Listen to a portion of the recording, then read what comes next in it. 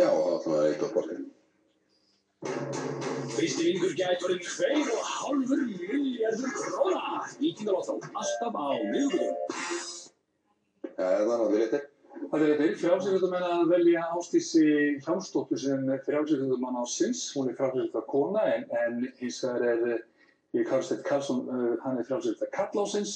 Og svo Skotland Björn hætt rannsókn á Mark Clattenburg en enska knattspyrnusambandið heldur rannsókninni áfram.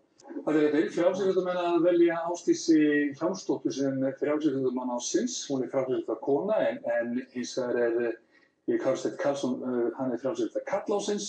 Hún er frjálsíþróttakona en hins vegar Karl Steinn Karlsson, hann er frjálsíþróttakarl ársins. Hún er frjálsíþróttakona